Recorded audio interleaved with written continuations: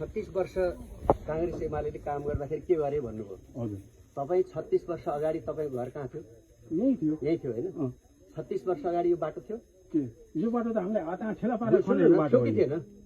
36 वर्ष अगाडि यो बाटो थियो कि थिएन? थिएन, हामीले हात ठेला खनेर भनेको नि, हात कोदाले खनेर यो बाटो ल्याएको नि हामीले। अब त्यसो भनेदेखि त सरकारले दिएको 36 वर्ष अगाडि तपाईँ कहाँ खानेपानीको धारा थियो?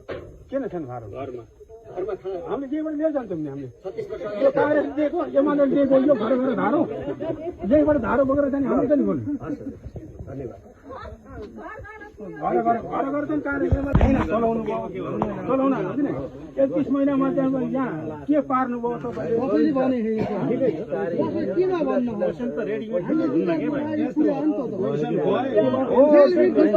वर्ष काङ्ग्रेस एमाले सरकार चलायो अरू पार्टी त नयाँ आउँछ, झिना मुस्लिम आउँछ, कता जान्छ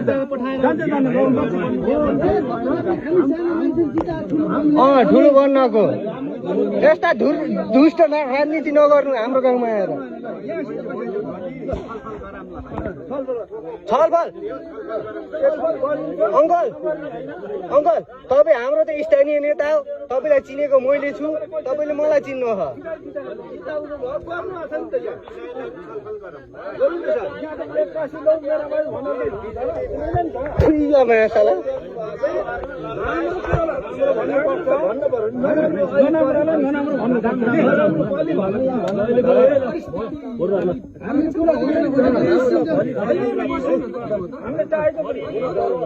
अङ्कल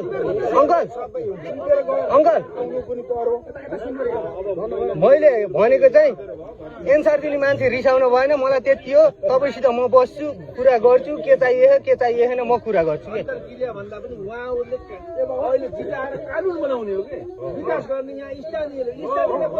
कानुनै भ्रष्ट कानुन बनाइदिन्छ नि त, अनि के को चाहियो?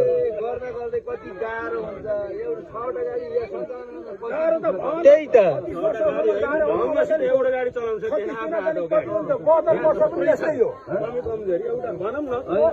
आफ्नै गाडी ठिक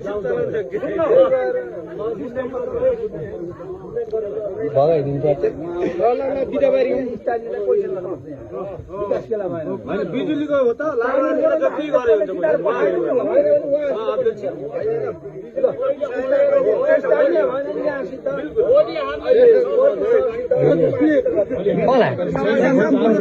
भोलि त हाम्रो कार्यक्रम छ साथी हो, हाम्रो यहाँ जम्मा हुँदैछौँ, हाम्रो कार्यक्रम हुन्छ यहाँ।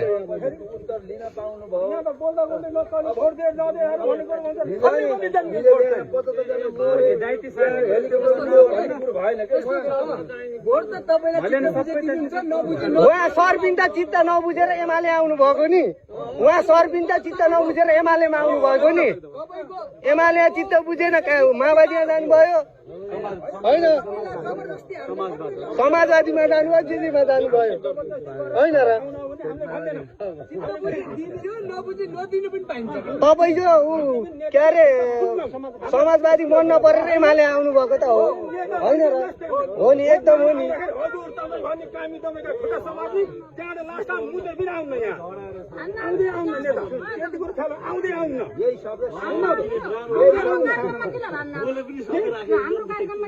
कस्तो तपाईँको कार्यक्रम हो, तपाईँको घर गएर गर्नु के?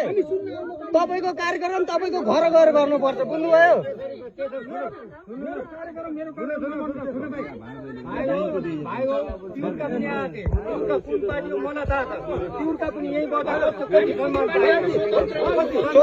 स्वतन्त्र हामी जेनजी हो, जेनजी। सभ्यताको हुनुपर्छ, मर्यादा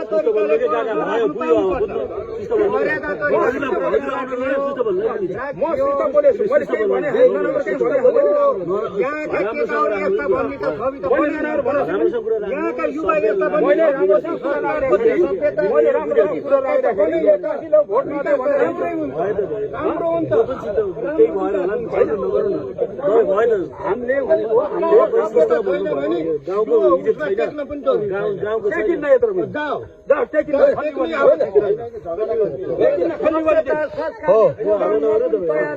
हामीले भन्दाखेरि के हो यो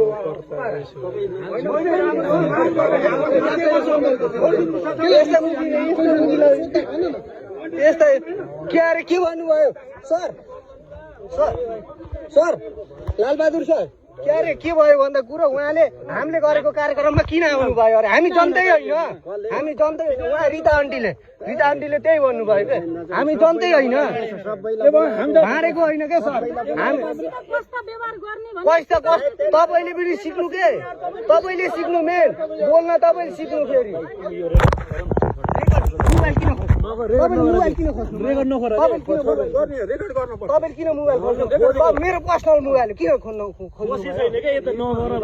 गर्छु नि मैले मेरो इच्छा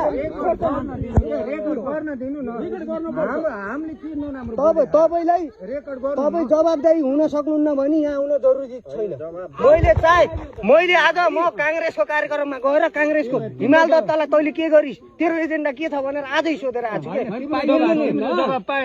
मैले जवाब पाएँ जवाब पाउँदाखेरि किन रिसाउने लाउड स्पिकर गराउनु पर्ने किन लाउड स्पिकर त जनताले सुन्छ हामी त मसित तहोस् नि अलिकति हाम्रो संस्कार त त्यो भित्र त पर्दैन नि पर्छ र मान्छे 76 जना टाउको काटेको संस्कार भएन अनि हामीलाई संस्कार सिकाउने हजुर रेकर्ड होइन भगाइदिने हो ठाउँको बेइज्जत होइन क्या त यहाँ क्वेसन सोद्धा त रिसाउनु भएन नि यस्तै हो